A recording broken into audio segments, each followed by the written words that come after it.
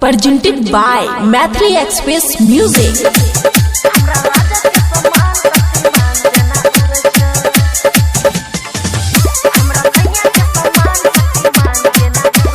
खुशी recording studio Baluaha. कभी रहे नीचे कभी ऊपर सखी, देखला पे लागे खूब सुपर सखी। हाँ हाँ कभी रहे नीचे कभी ऊपर सखी, देखला पे लागे खूब सुपर सखी। होई छे छोट कभी लंबा तो देखी जिया राजू रे छे। हमरा सैया के समान शक्तिमान जेना उड़े छे, हमरा राजा के समान शक्तिमान जेना उड़े छे। डीजे गुड मधुबनी हमरा राजा के समान शक्तिमान जेना उड़े छे। हमरा राजा के समान शक्तिमान जेना उड़े छे। हाँ देखते जवनिया हमारा करे को दफान गे, अस्थिर रहे न निकले लागल जान गे।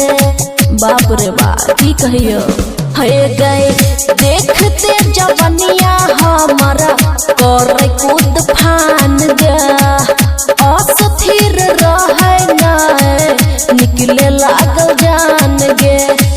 चढ़ जाछ गाछ पर फल दोनों तोड़े छे, हमरा सैया के समान शक्तिमान जेना उड़े छे,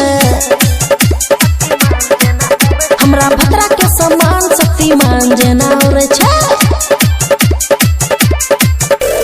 डीजे गुड मधुबनी हमरा भद्रा के समान शक्तिमान जेना उड़े छे। हमरा राजा के समान शक्तिमान जेना उड़े छे। अमन के जेना कोई नहीं छे जोरा, करे पटांग ठीक से रहे नहीं छे थोरा।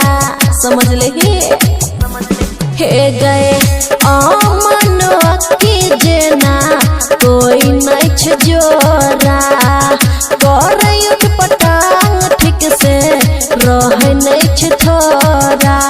खुशियाँ दब के मन अंदरे अंदरे कोहरे छे,